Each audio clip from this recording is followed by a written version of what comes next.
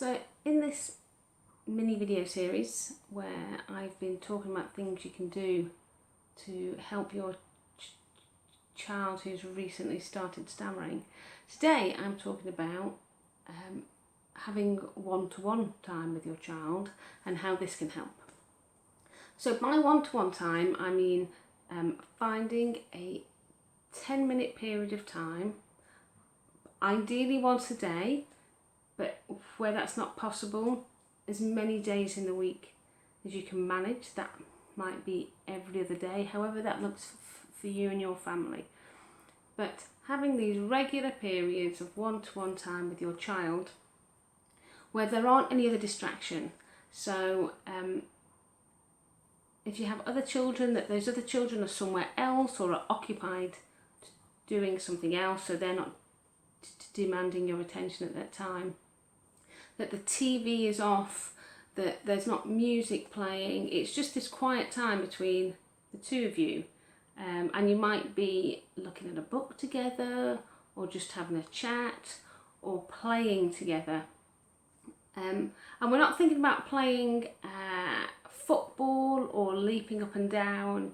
We're not thinking about playing a computer game together. We're thinking about something that's a bit more quietly interactive. So maybe you might be building Lego together, or playing make-believe, or perhaps doing a little craft project together, building something. There are all sorts of things you can be doing, but it's a relatively quiet one-to-one time between the two of you.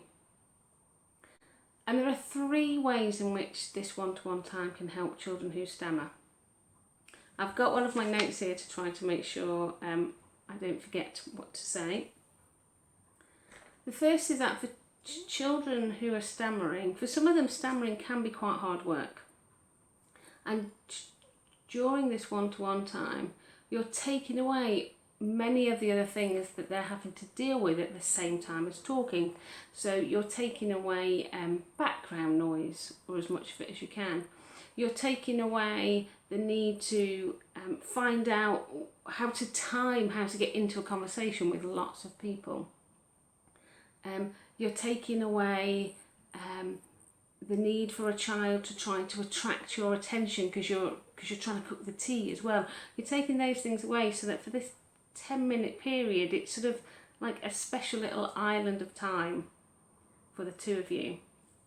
And that can be a real pleasure for a child who is perhaps struggling to speak and dealing with some difficulty speaking or some challenges speaking on top of all those other things.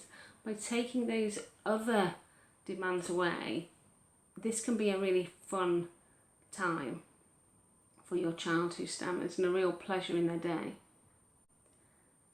A second reason why this one-to-one time can be helpful is because for some children who stammer, not all, but for some children who stammer, when you take away all those other distractions and competing things to deal with, some children who stammer might find they stammer a bit less during this one-to-one time.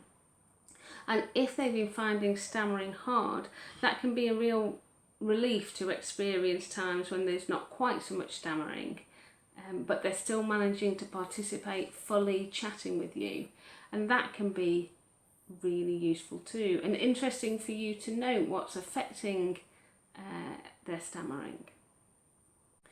The third reason why one-to-one time can be useful is because if you decide that you'd like to have the support of a speech therapist, some of the therapy approaches which you use with preschool children who stammer, the therapy happens during one-to-one time between a parent and a child. And the therapist and the parent work together to decide and agree what the parent is going to do during that one-to-one time to work actively in terms of supporting their child who stammers. So this one-to-one time is a real foundation of several therapy approaches for preschool children who stammer. But it sounds like finding 10 minutes a day to do to spend one-to-one with your child is really easy. But it's not. It's surprisingly hard in a busy family day to carve out 10 minutes when there's nothing else going on and no other distractions and nothing else competing for your time and attention as a parent. So if you're able to work on getting one-to-one time in place, then you will already have that foundation established if you decide to seek support from a speech therapist. And if you and the therapist choose one of these approaches, you will actually have the foundation in place and won't be spending time trying to get that going.